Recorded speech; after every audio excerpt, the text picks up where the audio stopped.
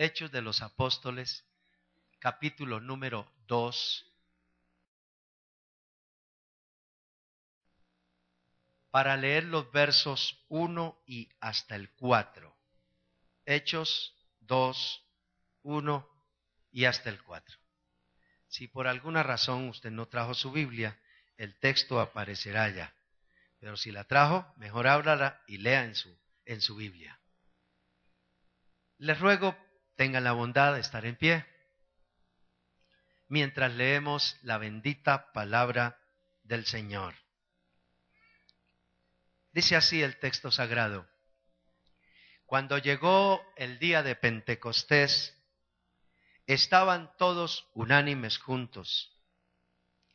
Y de repente vino del cielo un estruendo como de un viento recio que soplaba, el cual llenó toda la casa donde estaban sentados. Y se les aparecieron lenguas repartidas como de fuego, asentándose sobre cada uno de ellos. Y fueron todos llenos del Espíritu Santo y comenzaron a hablar en otras lenguas, según el Espíritu les daba que hablasen. Señor, esta hora es justa y apropiada para recibir con toda solicitud y la mejor disposición tu palabra. Te ruego que tu Espíritu nos asista para que así sea, que tu palabra caiga en buena tierra y dé fruto en abundancia para tu gloria y tu honra y para beneficio y edificación nuestra. En el nombre de Jesús. Amén y amén. Siéntense, por favor.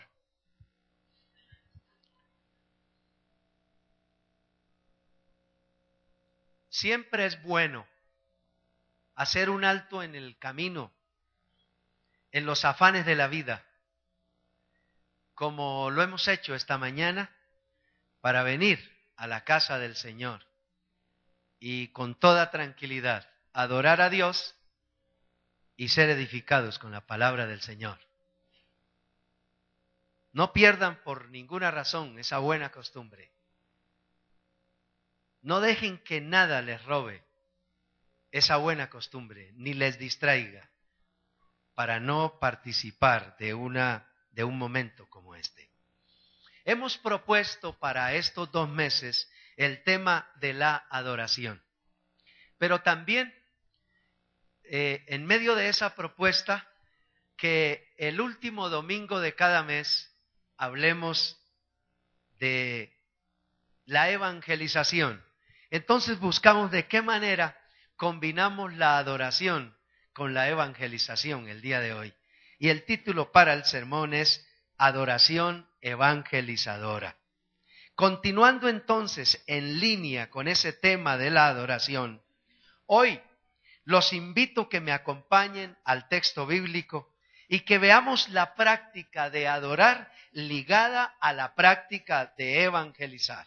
Si bien es cierto, fuimos creados para adorar a Dios, dentro de esa propuesta de Dios para la humanidad, que le adoremos, también tenemos otra tarea que cumplir y es evangelizar al mundo, es contarle al mundo las buenas nuevas de la salvación, y a eso se le llama evangelizar. En este caso, el texto que hemos leído es el texto histórico de la partida del Señor Jesús de regreso al cielo de donde vino.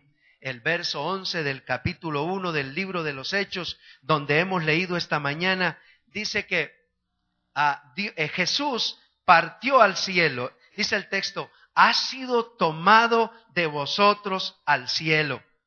Y así como es el relato de esa partida del Señor Jesús al cielo de donde vino, también es el relato del comienzo de la vida de la iglesia. Y es justo en ese momento de transición donde nos detendremos el día de hoy. ¿Qué ocurrió en aquel entonces? 50 días atrás, aproximadamente antes de este acontecimiento, Jesús, el Señor, había sido llevado a la cruz. Le habían crucificado. Durante su ministerio se levantó unos cuantos enemigos, por llamarlo de alguna manera.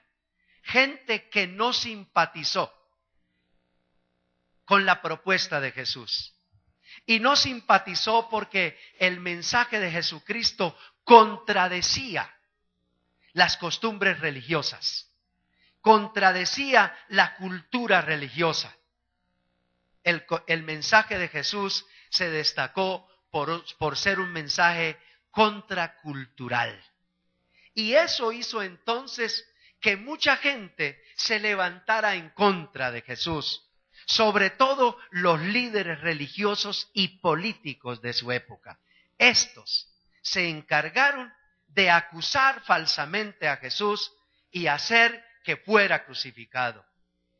Lo que ellos no sabían es que Jesús tenía que cumplir esa misión de morir en la cruz por los pecados de la humanidad. Lo que ellos tampoco sabían es que la tumba y la muerte no tenían la capacidad y la fuerza para retener a Jesús. Lo que ellos no sabían es que ese Jesús que ellos crucificaron, pasados 3 días de su crucifixión, Jesús se levantaría victorioso de entre los muertos. Ellos no sabían eso. De manera que cuando ocurrió ese fenómeno extraordinario de la resurrección de Jesús, si antes los asombró con su doctrina, ahora los asombró con su resurrección. Ahora los descrestó con su resurrección. Y dice el texto sagrado que se presentó vivo en repetidas oportunidades a unos, a otros, y en un caso a más de 500 hermanos a la vez. Mucha gente tuvo la oportunidad en ese tiempo, desde el día de su resurrección hasta el día de la ascensión a los cielos, tuvo la oportunidad mucha gente de verle vivo, de volverle a ver, particularmente los que habían creído en él. Jesús no se apareció después de su resurrección, no se apareció a los que no creyeron en él. Él se apareció a los que creyeron en él mientras él estuvo vivo entre ellos antes de ser crucificado. Se presentó de una manera palpable. En una oportunidad a uno de ellos que no creía, le dijo: dame tu mano y métela aquí en mi costado. Tócame y ve que soy yo. En otra oportunidad estaban por allá pescando y Jesús en la playa se les apareció y ellos corrieron a él. Y dice la Escritura que tenían miedo porque pensaban que era un espíritu por ahí. Y entonces Jesús, para hacerles sentir que era él en verdad, comió de lo que ellos estaban comiendo. Compartió la comida con ellos. Lo que pretendía Jesús el Señor era hacerles entender que era Él mismo, que se había levantado de la tumba, porque les costaba creer semejante verdad. ¿Saben que hoy día hay mucha gente que le cuesta creer que Jesús murió en la cruz por sus pecados y que se levantó de la tumba y ascendió a los cielos? Hay mucha gente que le cuesta creer eso. Hay mucha gente que no con facilidad recibe esa noticia. Les parece una utopía. Les parece algo fuera de sí. Les parece una locura. Jesús el Señor, en ese tiempo, como ya se los vengo diciendo, se presentó a unos y a otros. Y el día de su ascensión a los cielos, los reunió a sus discípulos y les dio unas instrucciones. Y cuando les dio las instrucciones, dice la Escritura, que fue levantado al cielo a su vista. Ellos lo vieron. Fue levantado al cielo. Y ellos de asombro se quedaron tal vez boquiabiertos, y estando ahí, dice la Biblia que fue levantado a los cielos y le recibió una nube y lo ocultó de su vista. Y estando ahí, ellos mirando al cielo, se les apareció un ángel que les dijo: ¡Hey! Cierren la boca. Aquí conmigo. ¡Hey! Miren todos. Llamó la atención de ellos y les dice: oigan, ese Jesús que ha sido tomado de vosotros al cielo, como le habéis visto ir al cielo, así también un día regresará del cielo a esta tierra. Y todo volvió a la normalidad. Pero en las recomendaciones de Jesús antes de partir, les había dicho que no se fueran de Jerusalén hasta que no recibieran el empoderamiento, la llenura con el Espíritu Santo de Dios, entre otras recomendaciones.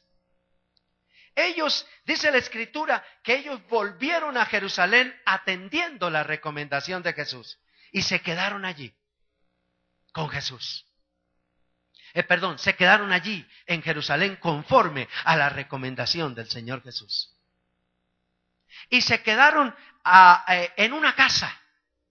Dice el texto que eran como 120 personas que estaban reunidos en una casa.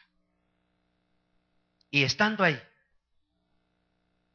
esperando el advenimiento del Espíritu Santo, en oración, en adoración, y ahí entramos a nuestro tema, en exaltación a Dios, ocurrió lo que ellos tampoco, nunca imaginaron que ocurriría. Ese día en que el Espíritu Santo se dejó sentir en la multitud de manera extraordinaria, como ocurrió, ese día se vio caracterizado por 3 elementos bien importantes que quiero dejar con ustedes en esta mañana. Lo primero que ocurrió en ellos para que se diera esa visitación especial de Dios a aquellos adoradores es que estaban dispuestos. El adorador, para hacer de su adoración una adoración evangelizadora, requiere de buena disposición. Dice el versículo 1 del capítulo 2, estaban unánimes juntos. Había disposición en ellos. El relato afirma que los reunidos para adorar, esos 120, tenían la mejor disposición para adorar a Dios. Dice el texto, todos estos perseveraban unánimes en oración y en ruego. El verso 14 del capítulo 1. Perseveraban en oración y en ruego. Es decir, tenían un mismo sentir, tenían una misma disposición. Una buena conducta adoradora subsiste solo si el adorador está en la mejor disposición. La apatía no tiene afinidad con los que adoran a Dios o con la adoración a Dios. La gente apática a la adoración no tendrá parte en esa práctica. La verdadera adoración a Dios es mucho más que un espectáculo. La disposición se puede describir como humildad. Se necesita humildad para adorar a Dios. La gente altiva no tiene campo entre los verdaderos adoradores a Dios. Se necesita sencillez para adorar a Dios. Cuando alguien se galardona de lo que sabe y de lo que tiene y de lo que puede, difícilmente puede entrar en una verdadera adoración a Dios. Se necesita de buen ánimo para adorar a Dios. Como ya se los dije, la apatía no tiene lugar. Se requiere de querer hacerlo. Es importante querer adorar a Dios. Cuando la iglesia entiende que no debe ser apática para adorar a Dios, cuando la iglesia entiende que la adoración no es un espectáculo, cuando la iglesia entiende que debe tener humildad, sencillez, buen ánimo y querer hacerlo y mucho más, entonces la adoración se convertirá en una actitud evangelizadora. La adoración tomará sentido para el que la practica. Si usted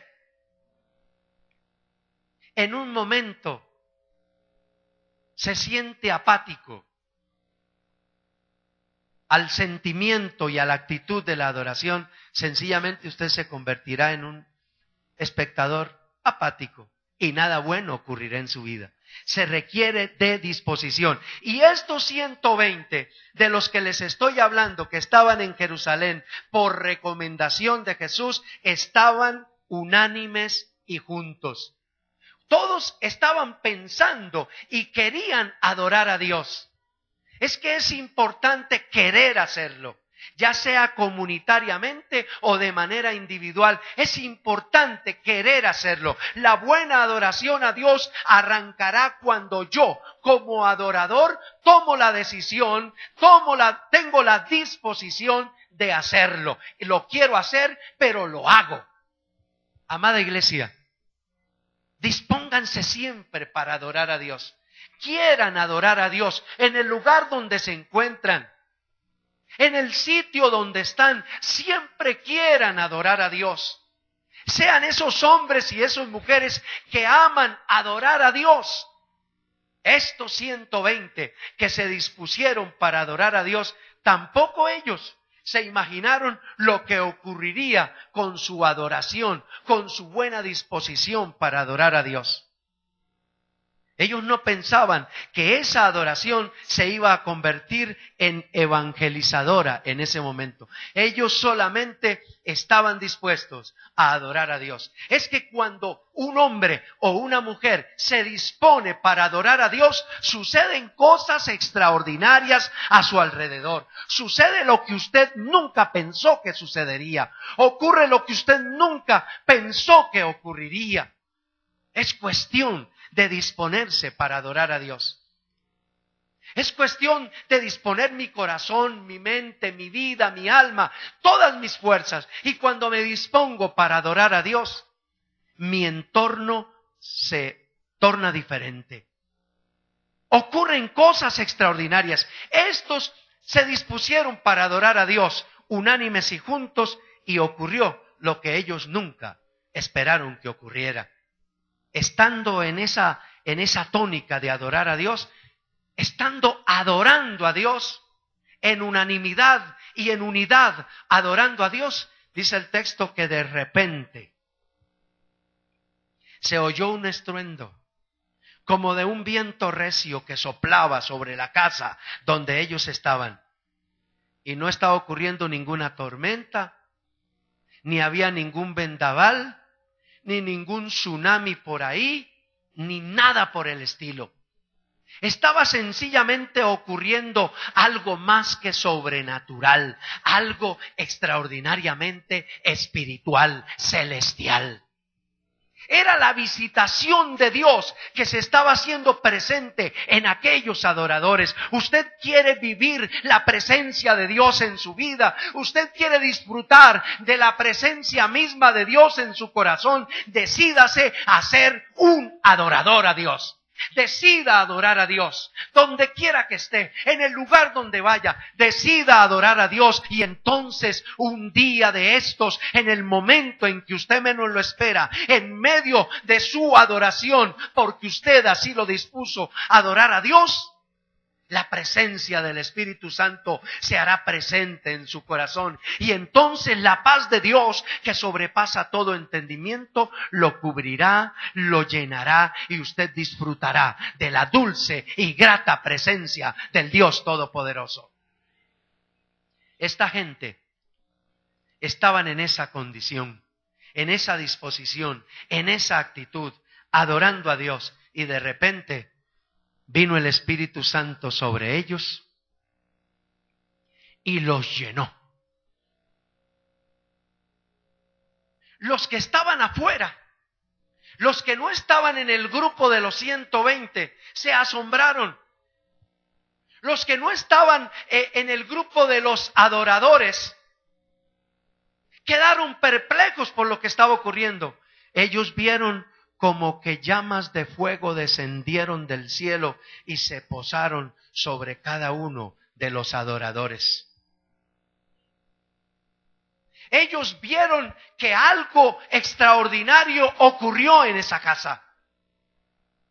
Ellos observaron que algo fuera de lo común estaba ocurriendo en esa casa. Y en esa casa había 120 que estaban adorando a Dios. ¿Usted quiere que sus vecinos vean que algo diferente está ocurriendo en su casa? Que algo diferente está ocurriendo en su familia, que algo diferente está ocurriendo en su propia vida. Haga de su vida una vida de adoración y los demás verán que algo nuevo está ocurriendo en su vida. El problema es que muchas veces nuestros vecinos no ven que algo nuevo está ocurriendo. Ven que algo catastrófico puede estar ocurriendo en esa casa, porque oyen peleas, oyen disensiones, oyen cosas y ven cosas que no deberían ver ni oír. Para que nuestros vecinos, para que los que nos rodean vean que en nosotros de verdad fluye la presencia de Dios y están ocurriendo cosas diferentes, es importante convertirnos en hombres y mujeres adoradores por excelencia. Si usted dispone su corazón para adorar a Dios, Dios se hará presente en su vida. Dios busca a tales adoradores que le adoren, dice la Escritura. Es decir, Dios se complace con aquellos y aquellas que le adoran de verdad, en espíritu y en verdad. Y cuando eso ocurre, como ocurrió el día de Pentecostés, esta gente estaban unánimes adorando a Dios y ocurrió lo extraordinario. ¿Por qué? Porque estaban adorando a Dios. Ahora, hay un segundo elemento importante, y es que no solo estaban dispuestos para adorar a Dios, sino que la adoración que ellos practicaron era entendible.